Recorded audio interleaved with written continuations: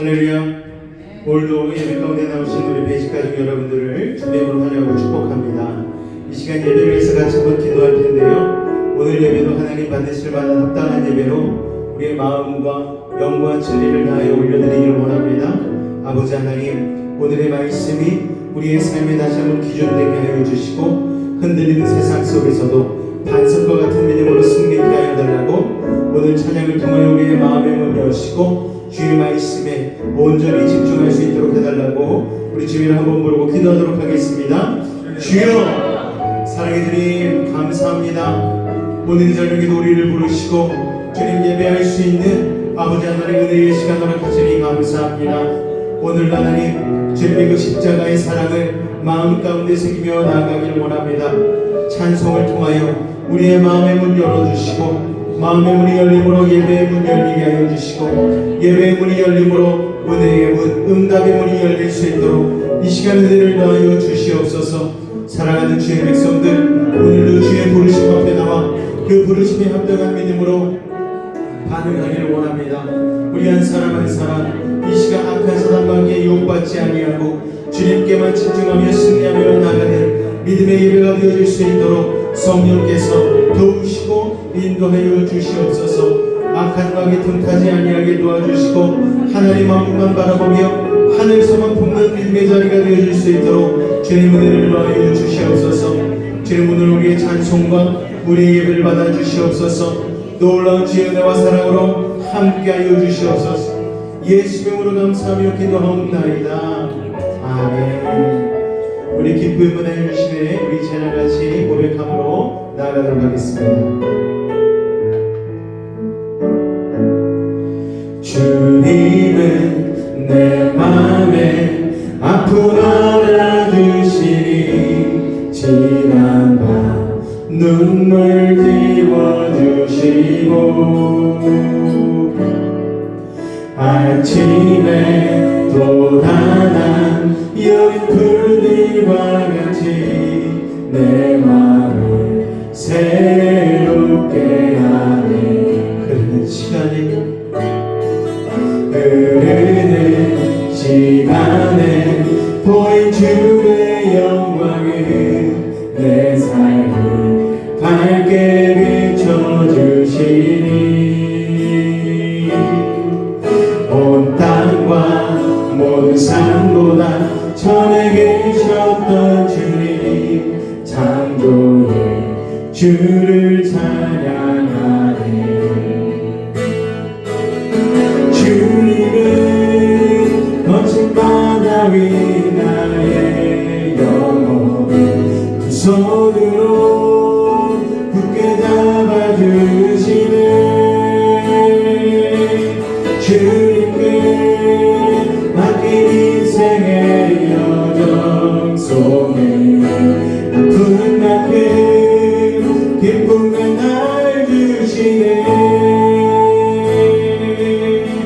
우리 한번 좀 더 고백합니다. 주님은 내 맘에, 주님은 내 맘에 아픔 알아주시니 지난 밤 눈물 지워주시고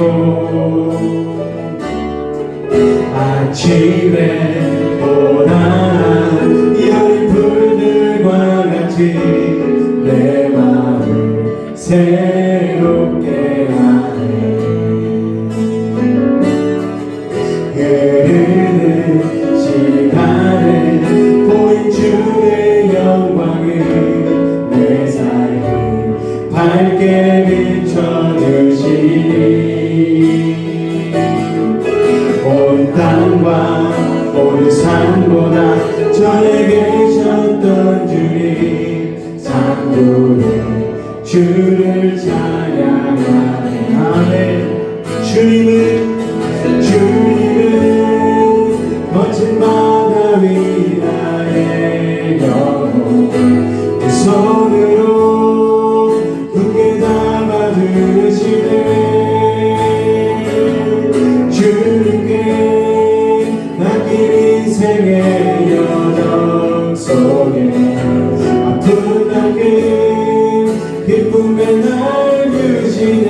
주님은 거친 바다 위, 주님은 거친 바다 위 나의 영혼 두 손으로 굳게 잡아주시네.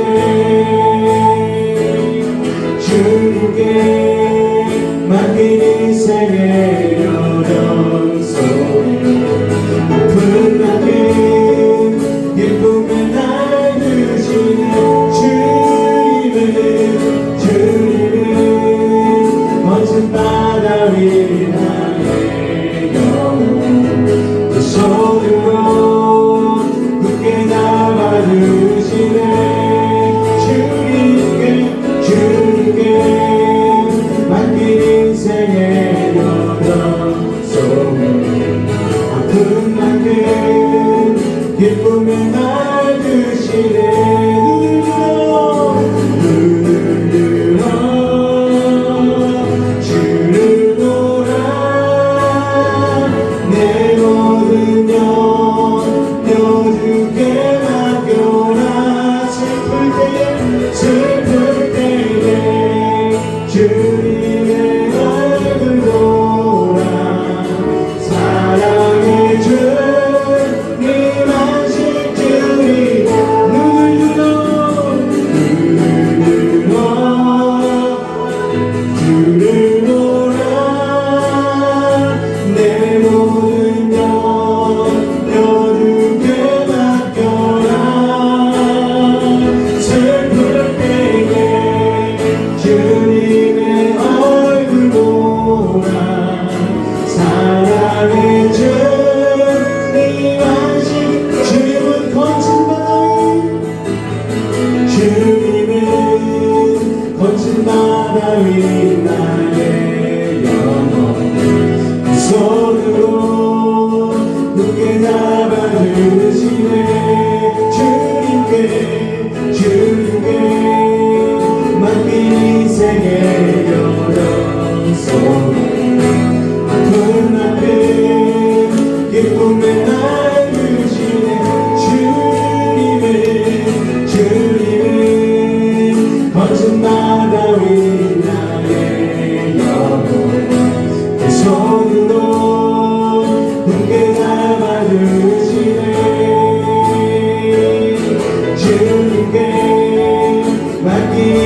인생의 여정 속에 아픈 만큼 기쁨의 날 주시네.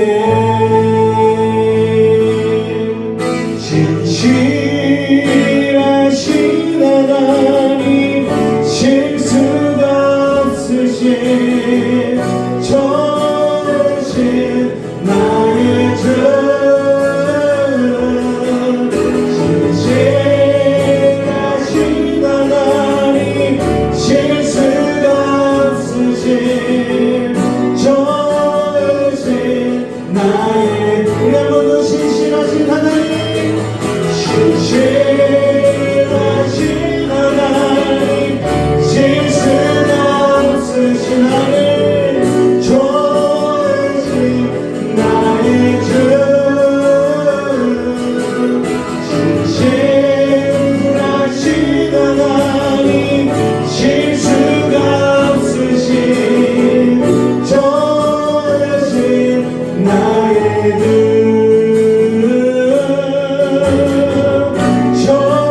좋으신 나의 주.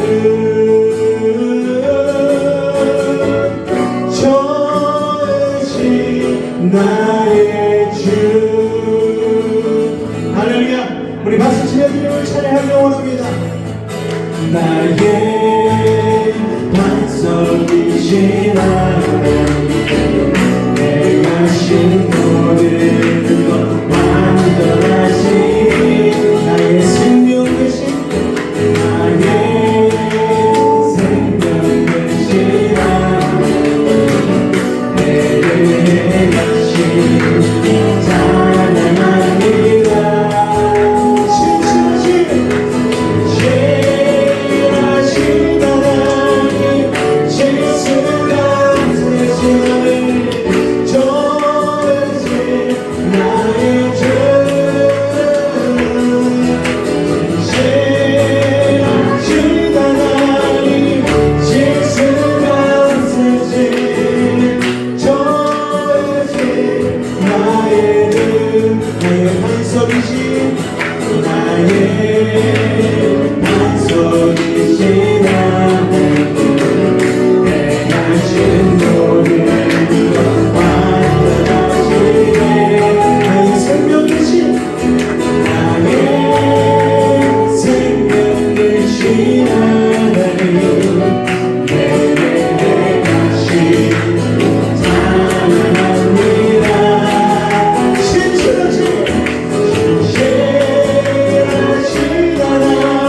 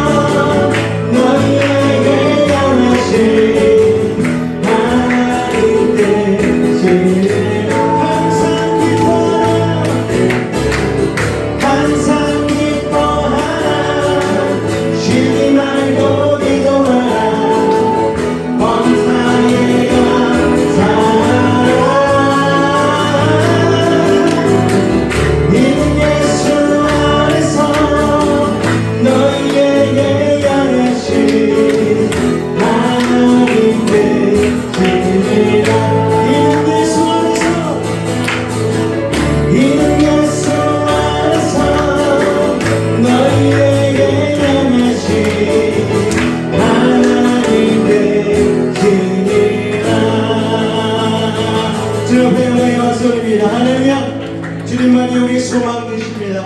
오늘 그 하늘의 양식을 우리의 심령 가운데 채우기를 원합니다. 주님 그 생수를 부어달라고 우리 찬양의 고백을 통하여 주님 앞에 나아가기를 원합니다. 우물가의 여인처럼 우물가의 여인처럼 난 구했네.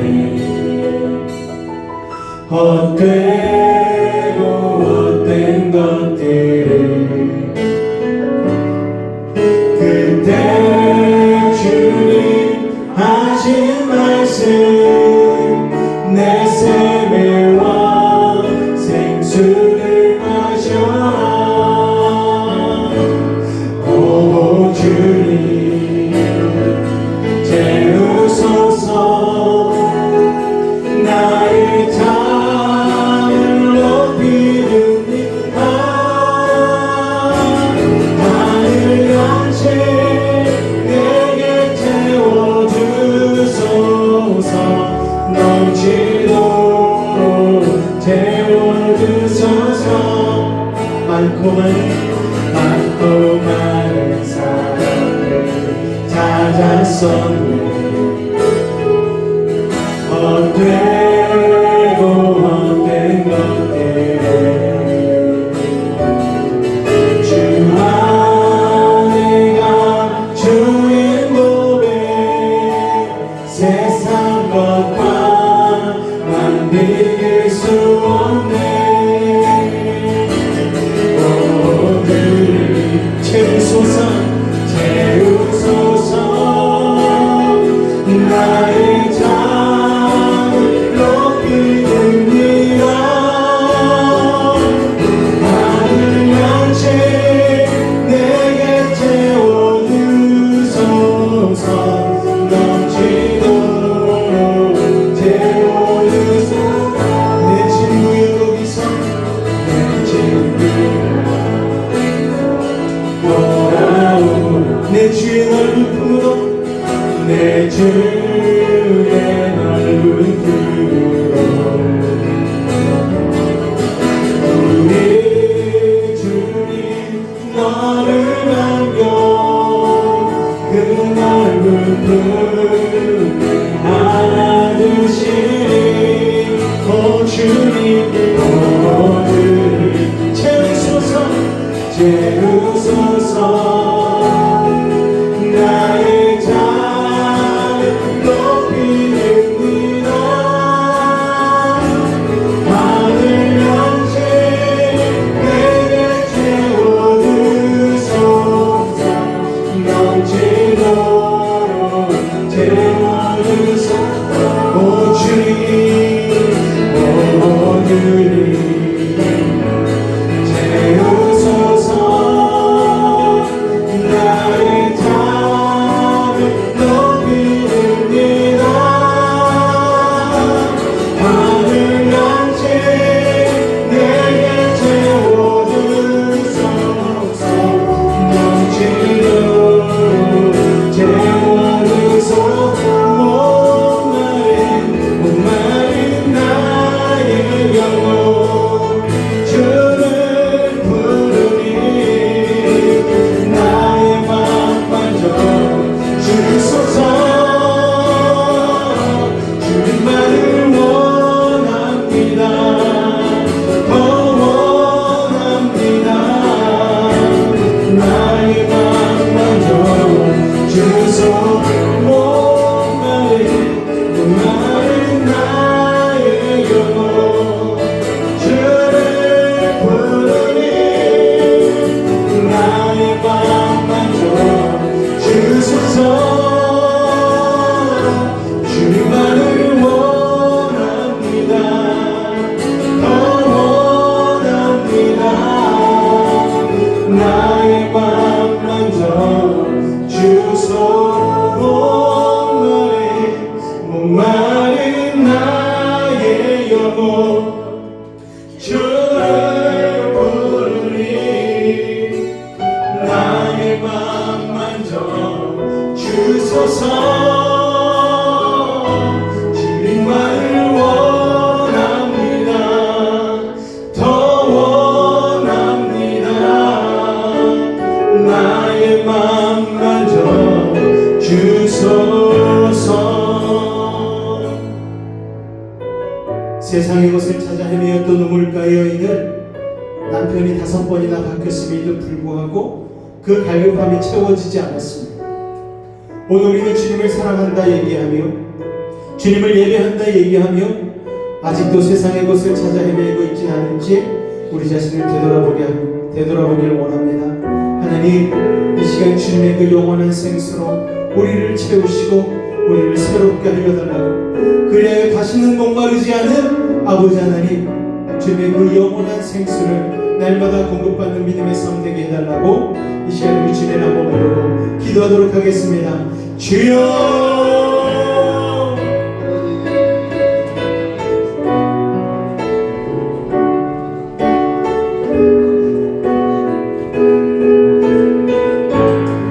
사랑해 주님 감사합니다. 오늘 우리를 사랑하여 주셔서 아버지 하나님, 우물가의 여인과 같이 갈급한 심령으로 오늘도 주님을 찾아 나오게 하시니 감사합니다.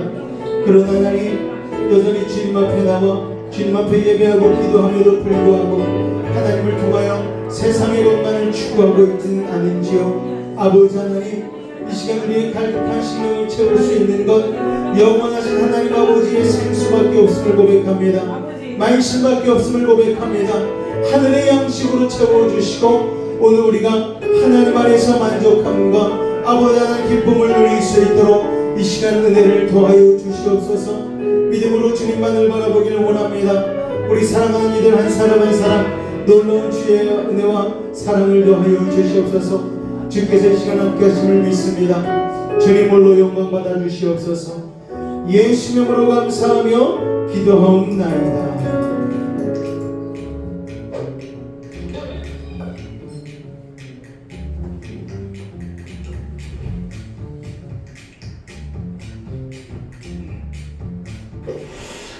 자연 만물은 다 변하죠. 인간도 그렇습니다. 만물도 그렇고 사람도 그렇고 의존해야 되니까 환경에 의존해야 되고, 그런데 하나님은 그런 분이 아니죠. 하나님은 스스로 계신 분이죠. 기준점이 되시니까 그분은 변함이 없죠. 근데 그 사실이 왜 중요하냐면 변함없는 하나님께서 인생을 사랑하신다고 했거든요. 그렇게 약속하셨거든요. 변함없는 하나님께서 우리를 사랑하신다. 얼마나 좋습니까? 둘째, 하나님은 모든 것을 하실 수 있다. 나에 대한 모든 것을 다 하실 수 있고 이 세상에 대한 모든 것을 다 하실 수 있어요. 그리고 세 번째가 모든 것을 다 하신다. 머리털까지 세신다 그랬거든요. 우리 하나님이 그렇습니다. 그러면 나보다 나를 더 잘하시는 거예요. 가장 좋은 것을 아시는 분께서 내 인생을 주장하시고 지금 이끌어 가신다. 그것이 성경이 말하는 하나님의 모습입니다. 제가 말씀드린 세 가지도 지식에 머물라고 말씀드린 것 아니고요. 매일매일 삶에서 하나님은 변함없는 분이시고 나를 처음부터 사랑하셨다면 어떻게 하나님은 내 삶을 주장하실까 궁금하실 것입니다. 그러면 기도를 해보는 거죠. 그리고 실제로 질문하는 것입니다. 그런 좋은 관계를 전제로 한 지식이죠. 하나님은 본질적으로 사랑이라고 그러잖아요. 그 사랑의 모습은 오래 참잖아요. 우리가 자녀들을 때로는 부모로서 이해할 수 없어도 참아주고 성장할 수 있도록 그렇게 하는 것이 부모잖아요. 마찬가지로 하나님 앞에 인생은 참 못된 행동들을 많이 했죠. 그것이 소위 죄를 짓는 것인데, 그래서 하나님을 거부한 거죠. 의존해야 살 수 있는데 스스로 살아내려고 했고 또 스스로 그렇게 할 수 있다, 그런 확신이 있는 거죠. 사실은 하나님이 원래 사람을 향해 품었던 사랑에 대한 거부죠. 마치 자녀가 부모의 품을 거부하고 떠난 것 같이 그렇게 아버지를 떠난 거죠. 그런 죄를 지은 인생의 모습을 하나님께서 참고 또 참고 받아주시는 거죠.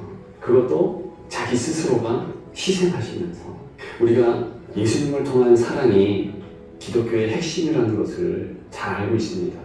하나님께서 인생을 위해서 스스로 죽으신 거죠. 그런 부분이 성경이 말하는 사랑이고 우리가 지금은 알지 못하지만 하나님의 사랑을 경험하면서 알아가는 것이죠. 하나님께서 나를 잘 아신다? 나를 위해서 모든 것을 하실 수 있다? 그렇다면 그런 부분에서 내가 오늘을 살아가면서 힘을 낼 수 있고 때로는 내가 정말 낙심하고 절망하고 좌절한다 할지라도 새 힘을 얻을 수 있으리라 봅니다. 그것이 하나님이 어떤 분인가 알아야 할 이유이고요. 그리고 계속해서 하나님이 그 외에 어떤 분이실까 좋은 관계 가운데서 알아가야 할 이유입니다.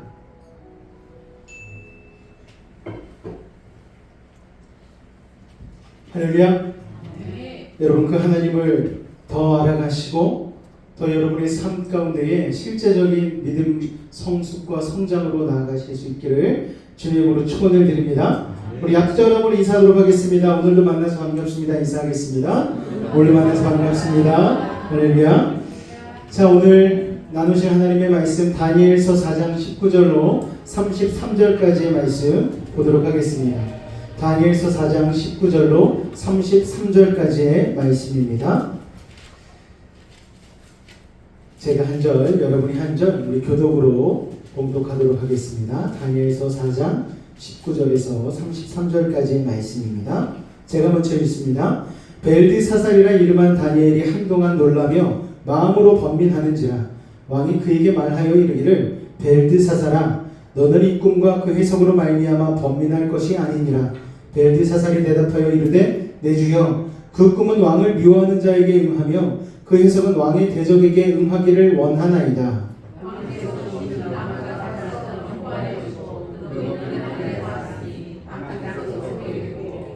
그 잎사귀는 아름답고 그 열매는 많아서 만민의 먹을 것이 될 만하고 들짐승은 그 아래에 살며 공중에 나는 새는 그 가지에 깃들었나이다.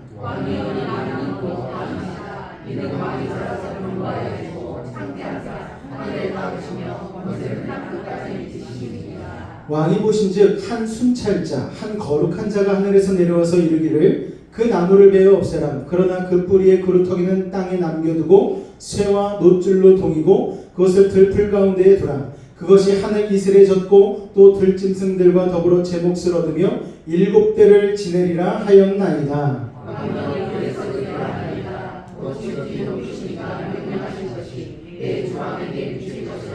왕이 사람에게서 쫓겨나서 들짐승과 함께 살며 소처럼 풀을 먹으며 하늘 이슬에 젖을 것이요 이와 같이 7대를 지낼 것이라. 그때에 지극히 높으신 이가 사람의 나라를 다스리시며 자기의 뜻대로 그것을 누구에게든지 주시는 줄을 아시리이다.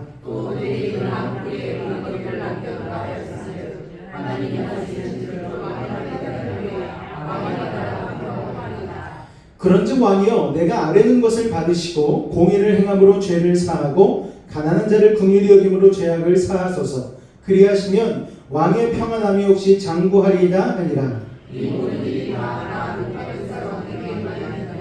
12달이 지난 후에 내가 바벨론 왕궁 지붕에서 거닐세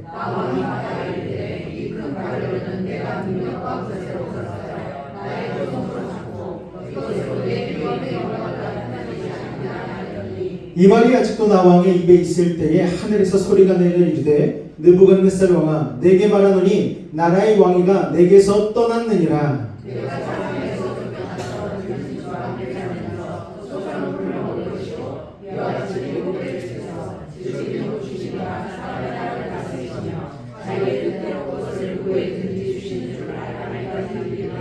다 같이 읽겠습니다. 바로 그때의 일이 나 느부갓네살에게 응함으로 내가 사람에게 쫓겨나서 소처럼 풀을 먹으며 몸이 하늘 이슬에 젖고 머리털이 독수리 털과 같이 자랐고 손톱은 새 발톱과 같이 되었더라. 아멘. 겸손에 겸손을 더하라 라는 말씀의 제목을 가지고 오늘 은혜 나누길 원합니다. 동경과 경이로.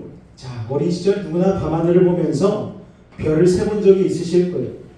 어렸을 적 어렴풋 생각나는데 서울이었음에도 불구하고 별이 보일 때가 있었던 것 같습니다. 그러면은 고개를 뒤로 팍 젖혀가지고 그 당시에 저희 아버지가 집을 처음 샀거든요. 영등포 땅에다가 집을 딱 아버지가 지어가지고 옥상에 딱 올라가서 하늘을 쫙 바라보는데 별이 보이는 거예요. 그 별들을 바라다 보면서 이런저런 생각을 많이 했습니다. 그리고 동경과 경이로움이 들곤 하는데 무엇 때문인가? 이 우주의 크기는 과연 얼마나 될까? 라는 생각을 해본 적이 있어요. 이 우주의 크기. 또 어느 날은요, 육교에 올라가서 지나가는 차를 계속 본 적이 있어요. 어렸을 적의 일이었던 것 같아요. 저 사람들은 어디에서 와서 어디로 가지? 몇 명이나 될까? 그래, 오늘 한번 세보자. 색깔별로 한 대, 두 대, 그렇게 막 세본 적이 있습니다. 끝이 없더라고요. 도로에 다니는 차도 셀 수 없는데 저 하늘에 있는 저 별의 크기, 그리고 그 별이 담긴 우주의 크기는 얼마나 될까? 이거를 말로만 그치지 않고 직접 크기를 측정해보자 노력하는 사람들이 있지 않습니까? 과학자들이 우주의 크기를 재봤다고 그래요. 대략 예상치는 이 정도 크기라고 합니다. 직경이 대략 28.5기가파섹. 이렇게 얘기하면 우리가 이건 도대체 어떤 크기인가 가늠을 할 수가 없죠. 그래서 빛의 속도로 날아갔을 때에 몇 년 정도 날아가면 이 우주의 끝에 닿을 수 있을까? 그래서 측정할 수 있는 데까지만 재는 게 바로 930억 광년. 이걸 또 제가 해석해 드려야 되잖아요. 빛의 속도로 930억 년을 날아가야 되는 거예요. 대단한 거리 아닙니까? 사람이 잴 수 없는 거리죠, 여러분. 그러니까 인간이 관측 가능한 우주의 직경이 대략 이 정도 됐는데, 이렇게 우주를 생각하다 보면 나라는 존재에 대해서도 또 생각해 보게 되는 거예요. 우주는 이렇게 큰데 나는 이 작은 지구에, 그것도 가장 작은 나라 중에 대한민국도 남북이 하나가 아니고 남쪽에 살면서 남쪽에서도 또 남쪽인 여수에 살고 있는 나는 과연 얼마나 존재인가? 나라는 존재는 과연 하나님의 측면에서 보면 과연 얼마나 가치 있는 존재인가? 그렇게 생각하다 보면 세상을 창조하신 하나님의 위엄 앞에 저절로 겸손해지는 거예요, 여러분. 하나님께서는 우리를 그런데 사랑해 주셨죠. 이 세상을 창조하실 때에 누구를 위해서 창조하셨습니까? 우리를 위해서 창조해 주셨어요. 사람을 맨 나중에 창조한 이유는 그 앞에 것들을 다 만들어 놓으신 이후에 사람을 에덴 동산에다가 두시기 위해서, 그러니까 우리를 위해서 만들어 주시고 우리에게 좋은 것으로 채워 주시고, 하나님께서 결국 우리를 창조하신 이후에 보시기에 참 좋았더라 말씀해 주셨죠. 자, 그렇게 하나님의 계획 가운데에 존재하게 된 우리에게는요, 목적이 있고 사명이 있다라는 거예요, 여러분. 자, 그렇게 하나님의 계획 가운데에 존재하게 된 우리의 사명은 무엇인가 하면은 바로 겸손이라는 거예요. 겸손이 무슨 사명이야 라고 생각할 수 있는데, 지금부터 제가 하는 설명을 잘 들으면 겸손이 사명 맞구나 라는 생각이 드실 거예요. 자, 피조물이요, 창조주가 지시한 자리에 그대로 있는 게 바로 겸손입니다. 하나님은요, 별처럼 우리의 자리를 두셨어요. 우리가 해야 할 일을, 목적을 만들어 두셨습니다. 그래서 그 목적에 맞게 우리가 순종하고 하나님의 뜻을 구하고, 하나님 저 여기 있으라고 부르신 거예요? 그럼 저 여기 있겠습니다. 이렇게 하는 것이 바로 겸손이라는 거예요, 여러분. 그러니까 우리가 생각할 때 겸손은 막 한없이 낮아지고 있음에도 불구하고 없는 척하고 막 그런 게 겸손이 아니고, 하나님이 있으라 한 자리에 있는 게 뭐다? 겸손이라는 거예요. 할렐루야. 예수님도 이 땅에 오셨을 때는 하나님이 있으라 한 자리에 있으셨죠. 십자가에 있으셨어요. 소외된 자, 가난한 자 옆에 계셨습니다. 은혜가 필요한 곳에 계셨어요. 병든 자들의 곁에 계셨어요. 제자들의 발을 씻기는 그 자리에 계셨고, 십자가를 지고 올라가는 골고다 언덕에 예수님이 계셨습니다. 하나님이 있으란 자리에 있으셨던 것이죠. 여러분, 진리는요, 그래서 언제나 자기가 있어야 할 자리에 서서 자기를 돌아보게 만드는 거예요. 진리의 보물을 가지고 있는 자는 겸손할 수밖에 없는 것입니다. 학생들은 언제 겸손할까요? 학교 다닐 때 겸손한 거야. 엄마 아빠가 도시락 싸주고 아유쌤 도시락은 안 싸는구나. 이상한 옛날 국민 학교 얘기하고 있어요. 어쨌든 간에 부모님이 이렇게 잘 챙겨가지고 학교 가라고 할 때 학교 가면 그건 겸손한 거예요. 근데 학교 안 가고 딴 길로 새가지고 자기네들끼리 놀고 담배 피고 허튼 일을 하면은요, 그거는 교만한 것이죠. 하라는 대로 하지 않는 것, 그것은요 여러분 얼마나 무모한 행동인지 모릅니다. 내가 할 수 있다, 내 힘으로 할 수 있다. 여러분 이런 교만이 얼마나 무모하고 허무한지 모릅니다. 여러분 하나님이 다 하신다는 것을 여러분 인정하시길 바랍니다. 여러분 진리의 보물을 가지고 있는 자, 예수 그리스도를 내 안에 모시고 있는 자는요 그래서 겸손할 수밖에 없는 거예요. 마태복음 19장 26절 말씀 같이 읽겠습니다. 시작.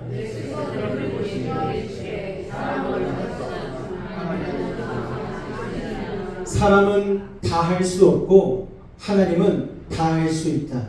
여러분 창조와 구원의 역사, 우리의 삶의 모든 역사를 하나님께서 이루어 가십니다.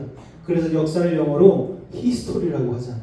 하나님의 이야기, 하나님이 끌어가시는 것, 이것 자체가 역사라는 거예요. 하나님이 끝내시면 거기에서 히스토리는 끝나고 마는 것입니다. 우리가 그 하나님, 모든 역사를 이루어 가시는 하나님을 믿는 그 믿음을 갖고 있을 때에 겸손하게 예수 그리스도의 길을 따라갈 수 있는 것이죠. 그게 바로 그리스도인의 순전한 정체성이 되는 것입니다. 다니엘서 4장 30절로 31절까지의 말씀 같이 한번 읽겠습니다. 시작. 나 왕이 말하여 이르되 이 큰 바벨론은 내가 능력과 권세로 건설하여 나의 도성으로 삼고 이것으로 내 위엄의 영광을 나타낸 것이 아니냐 하였더니 이 말이 아직도 나 왕이 있을 때에 하늘에서 소리가 내려 이르되 느부갓네살 왕아 내게 말하노니 나라의 왕이가 내게서 떠났느니라. 아멘. 다니엘서 2장에 보면은요 하나님이 강대국들의 통치 위에 계신 유일한 권세자이심을 나타내고 있어요. 그리고 3장에 이르러서는 느부갓네살 왕이 자신의 권력을 상징하는 우상들에게, 신상들에게 절하라고 명령하는 장면이 나옵니다. 다니엘의 친구들인 사드락, 메삭, 아벳느고는 그 신상에 절하지 않았어요. 여러분 그 명령에 따르지 않고 금신상에 절하지 않았습니다. 그러니까 느부갓네살 왕이 열이 받았죠. 너네들은 도대체 뭐길래 나 왕이 절하라고 하는데 하지 않느냐? 그래서 그들을 7배나 뜨거운 풀무불 가운데로 집어넣는 교만함을 보입니다. 그러나 다니엘의 친구들은요 하나님의 보호하심으로 털끝 하나 상하지 않았죠. 그런 광경을 지켜본 느부갓네살이 놀랐어요. 그래서 그 자리에서 하나님을 높이게 됩니다. 여호와 하나님이 진짜 하나님이시구나, 너희가 믿는 하나님이 진짜 하나님이시구나. 그래서 하나님을 막 찬송을 했어요. 그런데 그런 기적과 기사를 봤음에도 불구하고 느부갓네살 왕은 여전히 교만이 사라지지 않았어요. 그로 인해서 하나님이 느부갓네살 왕에게 꿈을 꾸게 하셨어요. 난해한 꿈을 꾸게 하셔서 다니엘로 하여금 이를 해석하게 만들어 주셨습니다. 그 내용이 뭔가? 느부갓네살 왕이 교만하여 장차 들짐승과 같이 지나게 된다는 거예요.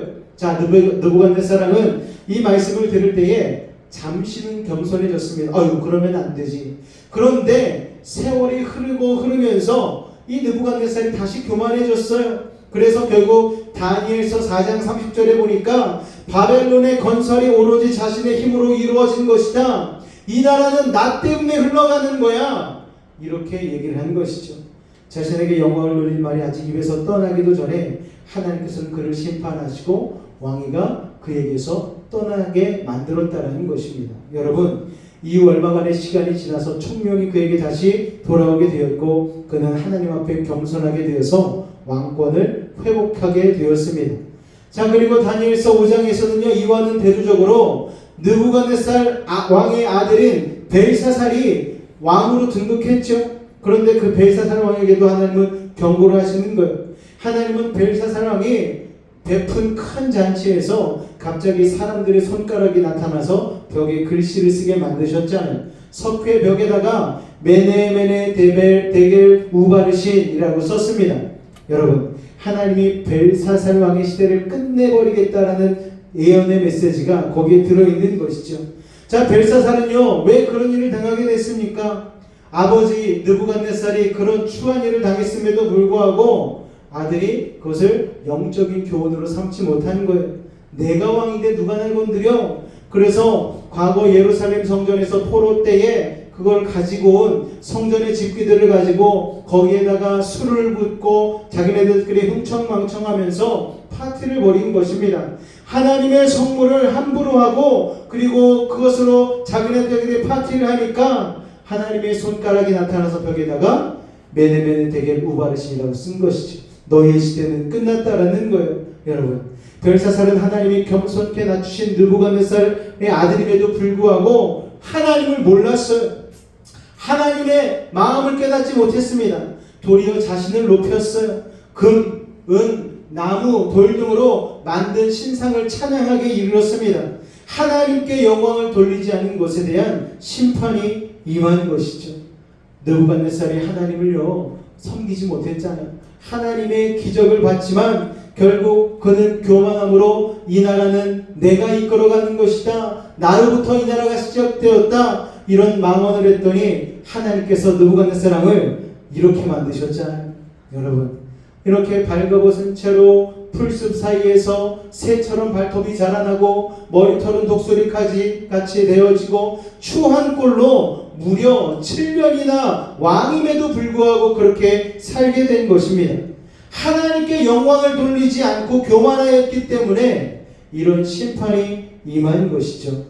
그래서 하나님께서는요 느부갓네살에게 교만이라는 진단을 내리시고 이와 같은 벌을 내리신 것 아니겠습니까? 하나님이 그에게 진단하실 때 이 교만에 대한 꿈을 보여주셨어요. 우리가 읽은 본문 가운데 봤더니 하늘에 닿을 것 같은 나무를 보여주셨어요. 거기에 수많은 열매들이 맺어져 있습니다. 모든 사람들이 먹을 만큼 엄청난 열매가 있는 나무였어요.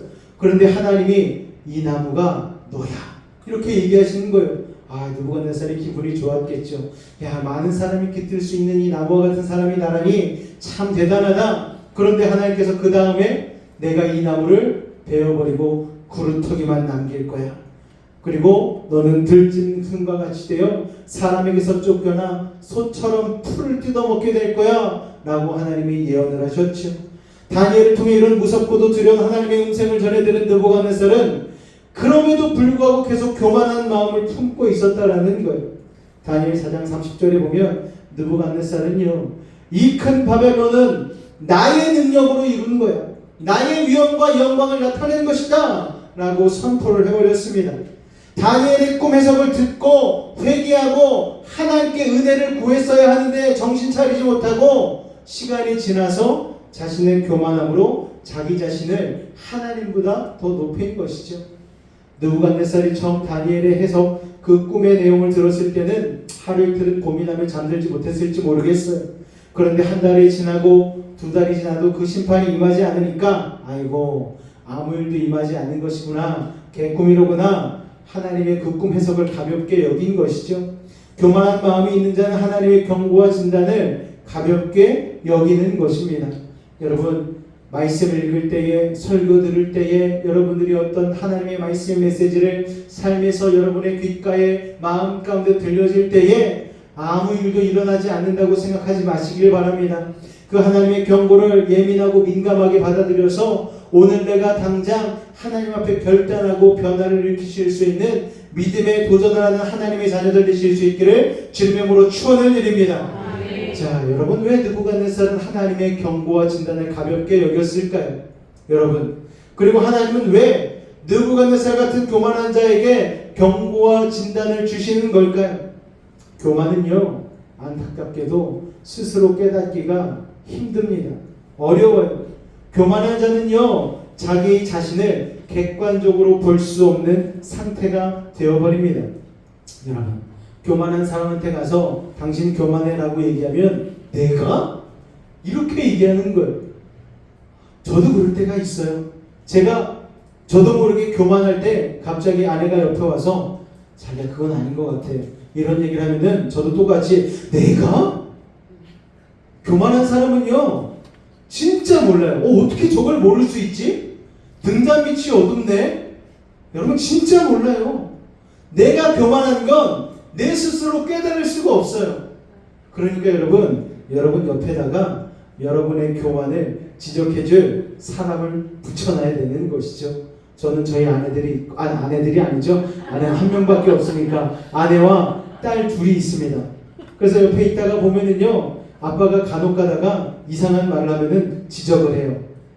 그러면 제가 내가 그랬다고? 아, 고쳐야 되겠네. 이렇게 되는 거예요. 근데 그 말을 듣고서도 느부갓네살 같이 가끔씩은 고집이 일어날 때가 있어요. 내가 그럴 수도 있지. 내가 하다 보면 이런저런 어려운 일이 생기고 인간적인 생각 때문에 내가 그럴 수도 있지 않겠어. 그리고 막 화를 내고 문 쾅 닫고 방으로 들어가 버려요. 방에 들어가서 뭐 하는 줄 아십니까? 후회하죠. 아, 말할 때 들을 걸. 이거 더 체면이 안 서네. 나중에 가서 딸들한테 가서 아내한테 가서 아유, 그때 내가 잘못했는데 내가 어떻게 됐었나 봐.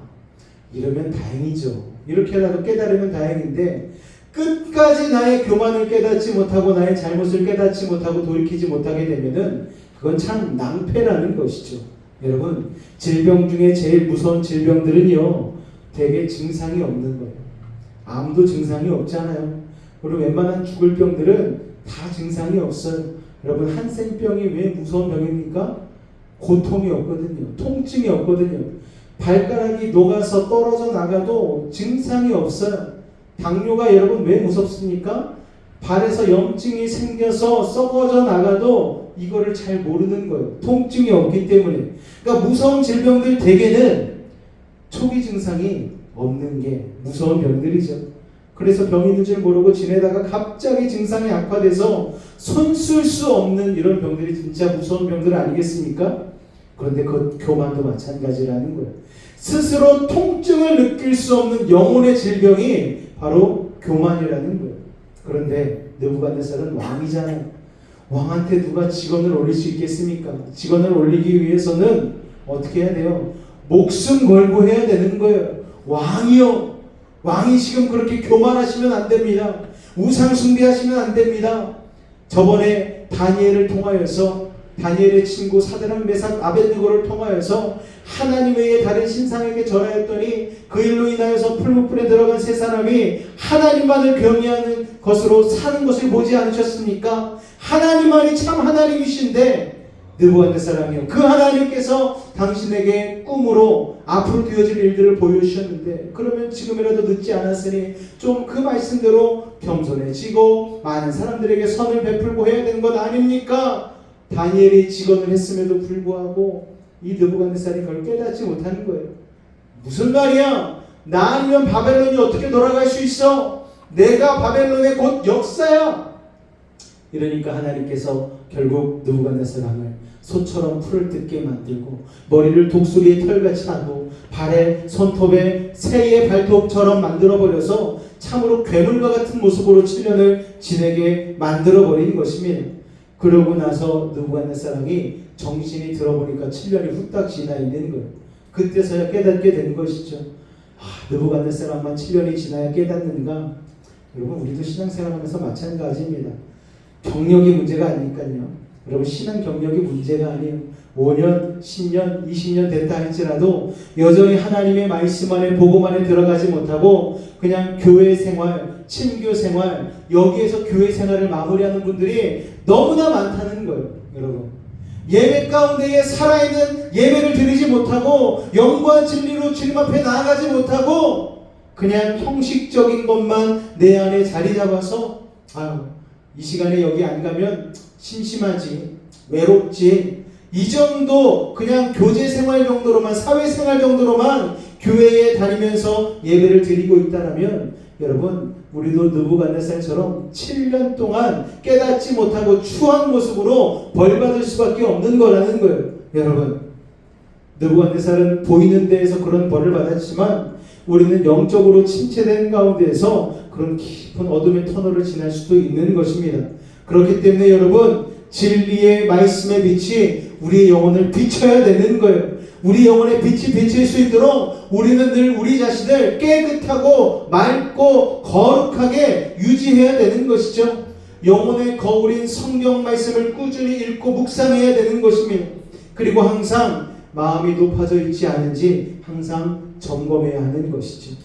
스스로 나를 정확히 알고 있다는 생각부터가 교만이에요. 나는 내가 잘 알아. 여러분, 아니요. 나는 나를 모릅니다. 하나님이 나를 가장 잘 아셔요.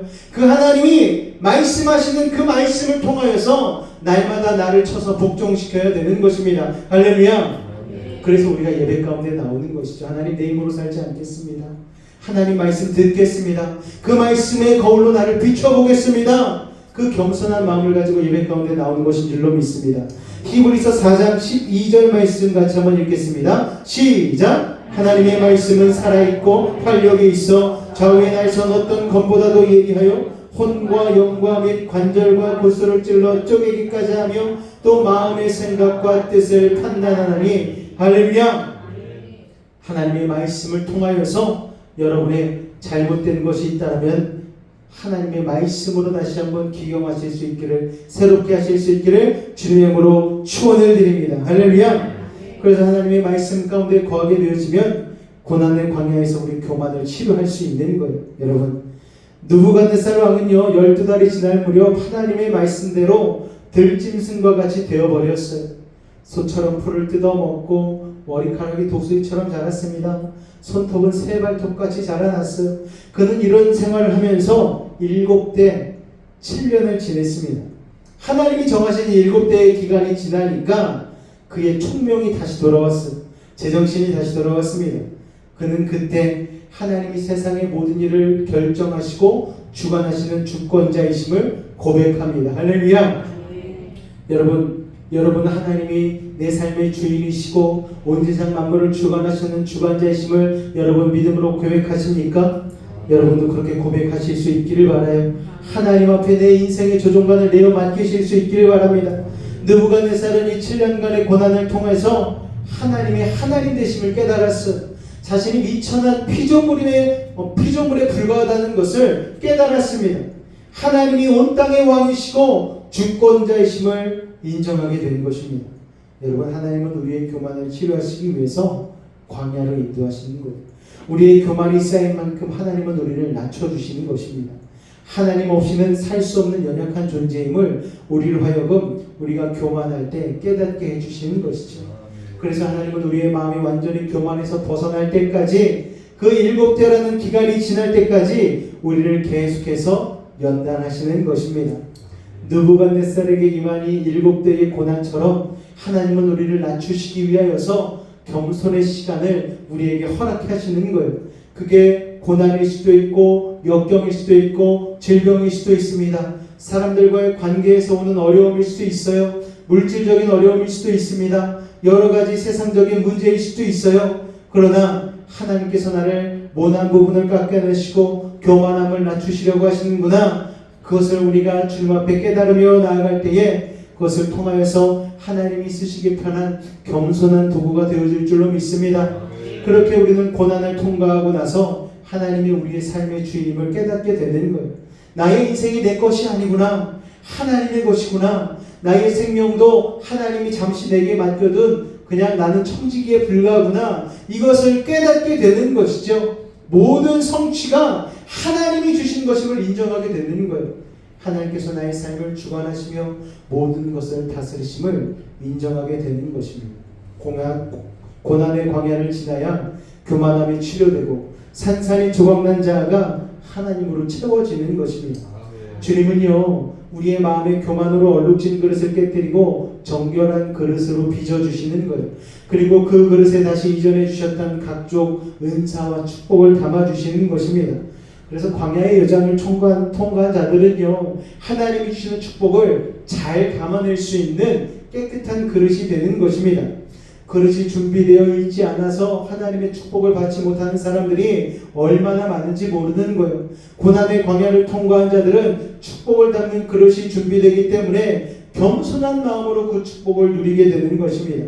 그리고 그 모든 영광을 삶의 유일한 주인 되시는 하나님께 돌리는 것이죠. 자, 하나님이 주신 축복을 이웃에게 흘려보내고 세상에서 하나님의 영광을 드러내며 살게 되는 그 거룩한 인생, 복된 인생, 여러분이 겸손함을 체험으로 그 삶을 살아가실 수 있기를 주님으로 축원을 드립니다. 할렐루야. 겸손은 영어로 humility라고 합니다. 이는 흙을 의미하는 라틴어 휴머스에서 비롯되었어요. 자, 겸손과 흙이 연관성이 있다라는 거예요. 자, 좋은 흙은요, 뭐든지 잘 자라나게 하는 힘이 있습니다. 겸손도 이와 마찬가지죠. 겸손은 역설적으로 하나님의 뜻이 잘 성취되게 하는 힘을 가지고 있어요. 신입사원으로 들어갔는데 겸손하게 행하면은요, 그 신입사원 가운데에 일이 많이 맡겨지겠죠. 그러나 내가 어디 나왔어? 내가 하버드 나왔어? 내가 서울대 나왔어? 내가 어떤 자격이 있고 어떤 스펙이 있고 그래가지고 고개 빳빳이 들고 있으면 아무도 그를 사용하지 않는 거예요.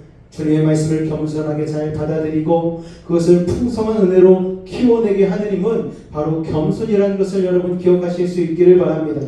사실 신앙의 어느 단계에 있든 더 높아지고 싶은 자기와의 싸움은 늘 우리의 내면을 지배하는 거예요. 다른 사람의 행함을 보면서 나라면 저렇게 하지 않고 더 잘할 수 있는데 이런 생각들을 우리가 하잖아요. 예전에는 매주 은혜를 받았던 예배인데 이제는 막 예배 가운데에 모자른 부분 흠을 찾아내려고 애쓸 때가 있는 거예요. 우리 목사님 오늘 발음 3번 틀리셨어. 오늘 주보에 오타가 있네. 오늘 찬양의 가사가 2절 3절 바꿔 부르셨네. 여러분 그런 거에 민감하지 않으셔도 돼요. 여러분 그런 타인의 실수와 죄에는 둔감하셔도 됩니다. 나의 죄에 민감하셔야지 남의 연약함에 예민하게 반응할 필요가 없는 거예요. 왜 그럽니까? 내가 더 돋보이고 싶어서, 내가 더 드러나고 싶어서, 내가 더 높아지고 싶어서, 남보다 더 유명해지고 싶은 인간의 죄악된 본능이 우리에게 있기 때문에 그런 거예요. 여러분 교회 안에서 목사님 마음에 내가 1등 듣는 사람이 돼야지, 여러분 그런 생각하지 마시기 바랍니다. 저도 죄인인데 죄인의 마음에 들어봤자 더 큰 죄인밖에 더 되겠습니까? 제 마음에 드실 생각하지 말고 하나님의 마음에 합한 사람 되실 수 있기를 주님의 이름으로 축원을 드립니다. 저희 아내한테도 잘 보이려고 하지 마세요. 뭐 챙겨주실 필요도 없어요. 저희 아내는 제가 챙길 테니까 여러분은 여러분의 신앙을 챙기시기 바랍니다. 할렐루야. 예수님에게 최고의 신앙 수업을 받았던 제자들이 있지 않습니까? 그런데 제자들도 이 교만한 생각을 버리지 못했어요. 예수님은 십자가가 점점 다가오고 있어서 제자들에게 무려 3번이나 나의 십자가의 고난과 부활에 대해서 계속해서 설명을 해주셨습니다. 그런데 제자들이요, 권력의 눈이 뒤집혀가지고 예수님 죽는다는 건 생각지도 못하고 예수님 왕이 되시면 내가 좌우정할까 네가 우정할까 이런 것만 생각하고 있었다는 거예요. 그들은 여전히 자신의 입지와 자신의 지위를 우선시했습니다. 마치 부모님의 임종 앞에서 재산을 서로 막 나누고 있는 자식들과 똑같은 거예요. 그런 그들의 행동이 너무나 철이 없었죠. 그래서 그때 예수님이 제자들에게 이렇게 말씀하셨어요. 마태복음 20장 22절 같이 한번 읽겠습니다. 시작. 그랬더니 제자들이 뭐라고 얘기합니까? 내가 마시겠어요. 뭐 청량음료도 아니고 서로 마시겠다고 난리인 거예요. 그러니까 예수님이 그들에게 너네 지금 내가 얘기하는 잔이 너네 도대체 뭔지를 모르는구나. 예수님이 그렇게 계속해서 말씀하시는 거예요. 서로 자신의 더 높은 지위를 위해서, 서로 자신의 더 높은 명예를 위해서 싸우던 자들에게 예수님은 전혀 다른 질문을 하고 계신데 그들은 여전히 깨닫지 못하는 것이죠. 주님이 말씀하신 이 잔이 무엇입니까? 바로 십자가의 고난과 죽음을 의미하는 거예요. 예수님은 우리에게 하나님의 자녀가 되는 권세를 주시기 위해서 고통당하시고 질밥인 장미처럼 버림받고 외면당하셨습니다. 자, 우리 내면 가운데 더 높아지고 싶은 욕구가 생길 때마다 예수님의 질문을 기억해야 되는 거예요. 정말 나의 잔을 마시려느냐?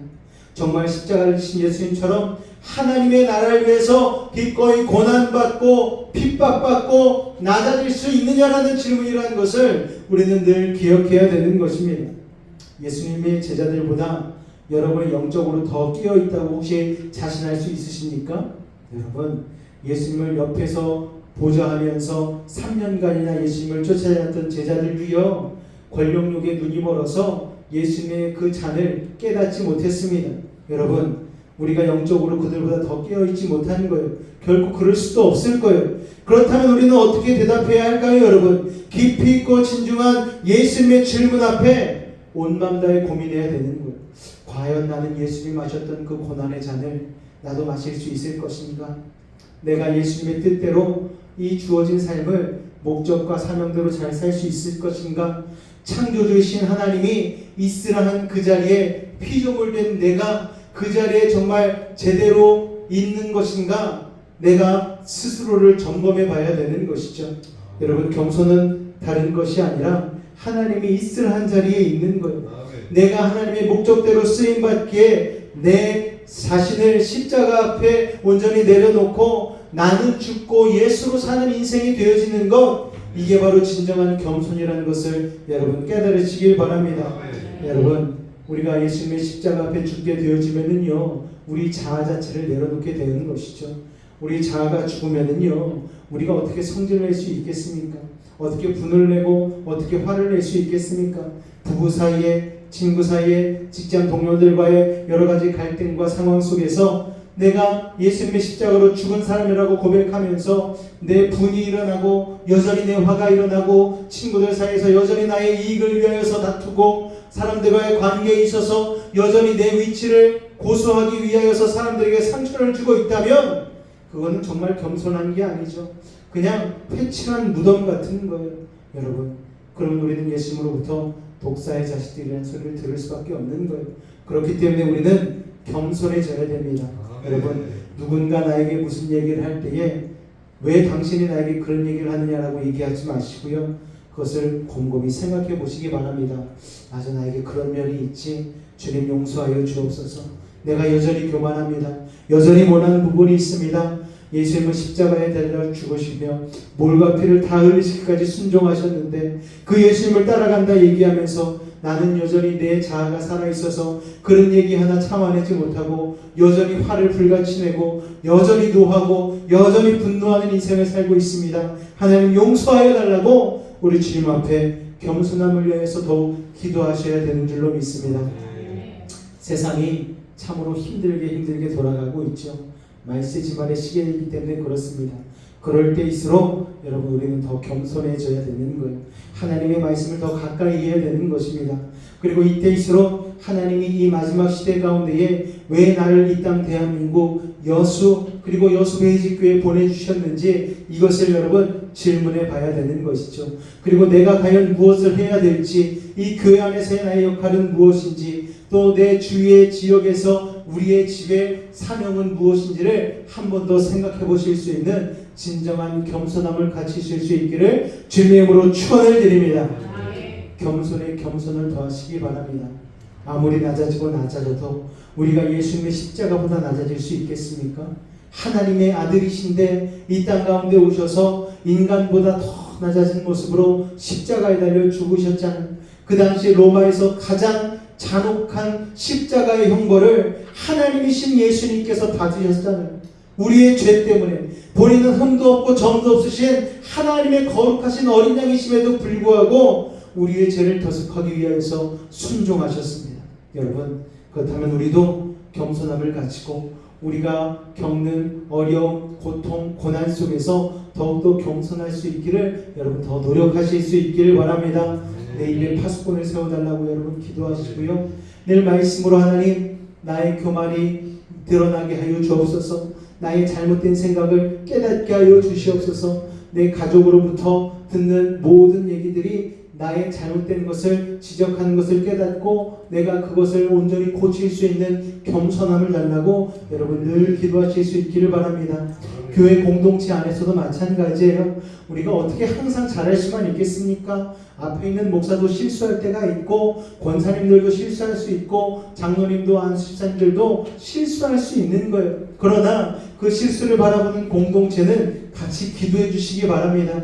그리고 그것들을 해결할 수 있도록 하나님이 온전히 모난 부분을 깎아내 주시고 하나님께서 역사해 달라고 여러분 인내함으로 기도해 주실 수 있기를 바랍니다. 목사가 하는 일은 다른 일이 아니에요. 여러분 기다려 드리는 거예요. 그 모난 부분이 다 깎여질 때까지, 예수님을 더 닮아갈 때까지 여러분 기다려 드리고 계속해서 하나님의 말씀을 전하고 여러분과 같이 기도하고 그렇게 나아갈 때에 우리 모두가 같이 하나님의 나라에 기뻐하며 입성할 수 있는 그날이 다가오될 줄로 믿습니다. 겸손하시기 바랍니다. 우리 앞뒤자 여러분 인사하겠습니다. 우리 더 겸손합시다. 인사하겠습니다. 더 겸손합시다. 할렐루야. 우리 이 시간 한번 기도할 때에 하나님, 겸손하고 싶지만 나도 모르게 교만할 때가 많은 죄인임을 고백합니다. 주님 용서하여 주옵소서. 겸손을 장착한 하나님께 쓰임받는 일꾼 되게 하여 달라고 우리 주님을 한번 간절히 부르고 기도하도록 하겠습니다. 주여! 사랑해 주님 감사합니다. 아버지 하나님, 우리의 부족함과 연약함 아버지 주님 알고 계시죠. 그러나 하나님, 우리가 때로는 남도 모르게 교만해질 때가 있습니다. 내 삶이 나의 것이냐, 내가 가진 것이 나의 소유인가, 내가 살아가고 있는 이 시간이 나의 시간이냐. 아버지 하나님, 피조물로서의 자리매김하지 못하고 하나님의 자리를 넘보며 자꾸만 교만해질 때가 있습니다. 하나님, 그래도 이건 내가 한 거잖아요. 하나님, 그래도 이거는 내가 한 거잖아요. 이런 생각을 가지면서 하나님 앞에 아무것도 아닌 우리의 능력을 내세워 아버지 하나님 그렇게 나아갈 때가 있습니다. 하나님 앞에 내가 이만큼 헌금했는데, 하나님 앞에 내가 예배를 이만큼 드렸는데, 신앙생활을 내가 몇 년간 했는데, 이런 교만들 다 내려놓게 하여 주옵소서. 오늘 하루 아버지 하나님 말씀으로 살지 못하고 아버지 교만하게 살았던 모습들 다시 한번 주님 앞에 회개하며 나아갑니다. 겸손의 겸손을 더하여 주시옵소서. 아버지 느부갓네살과 같이 우리에게도 하나님 교만으로 인하여서 겪게 되는 아버지 고난과 역경의 시간이 있을 수 있습니다. 질병과 아픔이 있을 수 있습니다. 물질적인 어려움이 있을 수도 있습니다. 그러나 그때에 더욱더 겸손하게 훈련받게 하여 주시옵소서. 이 모든 고난과 역경과 질병과 아픔을 이겨내고 겸손한 모습으로 하나님이 부어주시는 복을 다 받아 누릴 수 있는 거룩한 그릇으로 준비되어 질 수 있도록 우리 사랑하는 이들 가운데에 주님 함께하여 주시옵소서. 오늘 이 밤에도 하나님 주님의 말씀을 듣고자 나왔습니다. 나의 능력과 나의 지식과 나의 경험으로 살기 위한 것이 아니라 하나님의 말씀을 듣고자 나온 우리 매직 가족들 한 사람 한 사람 아버지의 그 겸손한 가운데에 오늘 은혜를 더하여 주시옵소서. 주님 함께하여 주시옵소서. 놀라운 주의 은혜와 사랑을 더하여 주시옵소서. 주님 감사합니다. 주님 감사합니다. 오 홀로 영광 받아 주시옵소서. 주님 감사합니다. 우리가 한 번 더 기도하기 원하는 것은 내일부터 대통령 선거가 시작되어집니다. 사전 투표가 시작되어지는데 하나님 이 선거를 통하여서 하나님 예비하신 자가 온전히 대통령에 당선되게 하시고 투표하는 우리 모두 기도하는 마음으로 아버지 투표에 임하게 하여 달라고 기도하여 주시고 세상에 혹하지 아니하고 하나님의 뜻이 이루어질 수 있는 대통령 선거가 되게 하여 달라고 우리 주님 한번 다시 한번 부르짖고 기도하도록 하겠습니다. 주여! 사랑의 주님, 이 땅 대한민국 참으로 오랜 기간 대통령이 부재한 상태에서 여러 가지 상황을 맞닥뜨린 아버지 위기 가운데 있습니다. 그러나 하나님 이제 6월 3일 대선을 놓고 기도하며 나아갑니다. 내일부터는 사전 투표가 시작되어집니다. 그동안 우리가 기도한 것들 아버지 하나님 우리의 투표로 드러내기를 원합니다. 아버지 하나님 사실 우리는 누가 좋은 사람인지 누가 거짓말하지 않는지 우리는 판단할 수 없습니다. 그러나 하나님께서는 알고 계시오니 우리가 투표할 때에 우리의 투표의 손길을 붙잡아 주시옵고 하나님이 주신 지혜로 말미암아 아버지 하나님 투표하여서 하나님이 예비하신 자가 온전히 대통령에 당선될 수 있도록 주님 도우시고 인도하여 주시옵소서. 아버지 이번에 국민통합 이루어지길 원합니다. 서로 아버지 하나님 서로의 당을 미워하고 아버지 분열하는 것이 아니라 서로의 입장을 이해하고 서로를 품을 수 있는 아버지 하나된 통합의 역사가 이번 대통령 선거를 통하여서 일어나게 하여 주시옵소서. 아버지 하나님 우리가 지혜를 가지고 하나님의 은혜 가운데 투표하며 나아갈 때에 아름다운 선거가 이루어질 줄로 믿습니다. 아버지 하나님 더 이상 이 땅 대한민국에 분열의 영이 역사하지 않게 도와주시옵고 하나님으로 인하여서 하나되고 통합되는 아름다운 대한민국 만들어질 수 있도록 주님 도우시고 인도하여 주시옵소서. 주님 감사합니다. 주님 감사합니다. 사랑의 주님, 오늘도 주님 앞에 나와 겸손에 겸손을 더하라는 말씀을 가지고 아버지 하나님 우리의 교만을 다시 한번 점검케 하시니 감사를 드립니다. 아버지 하나님 교만이 무서운 이유는 내가 교만한지 절대 알 수 없기 때문입니다. 말씀을 들을 때에 우리의 교만함을 깨닫게 하여 주시옵소서. 우리의 입술 가운데에 교만의 입술로 남에게 상처 준 것이 있습니까? 나도 모르게 분을 내고 화를 내어 다른 이들에게 상처를 준 것이 있다면은 아버지 하나님 용서하여 주시옵소서.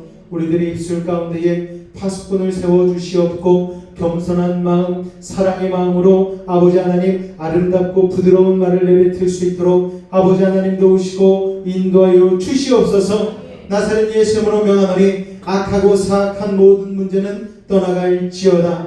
좌절과 어둠 물러가게 하시고 고통과 괴로움 사라지게 하시고 실현과 아픔 이겨내게 하여 주옵소서. 고난과 역경은 떠나갈지어다. 불안 초조함 사라질지어다. 나사렛 예수님으로 명하노니 모든 문제는 떠나갈지어다. 물러갈지어다. 예수님으로 명하노라. 아버지 하나님, 바리새인과 서기관의 교만이 우리 가운데 자리 잡고 있지는 않은지요. 주님 용서하여 주시옵소서. 알기는 많이 하는데 아는 만큼 실천하지 못하고 있는 아버지의 불순종의 태도들이 있다면 하나님의 말씀에 순종함으로 행함과 믿음이 하나로서 작용하여 주님 앞에 영광 돌릴 수 있는 믿음의 삶이 될 수 있도록 주님 도우시고 인도하여 주시옵소서.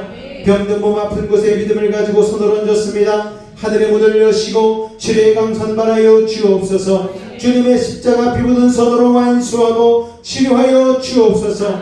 나사렛 예수님을 명하노니 악하고 사악한 모든 병마야 몸에서 떠나가라. 물러가라. 어깨의 질환은 사라지게 하여 주시옵고 감기 기운은 떠나가게 하여 주시옵고 햄스트링 상한 부분 하나님께서 예수의 보혈의 피로 발라주시고 회복되게 하여 주시옵소서.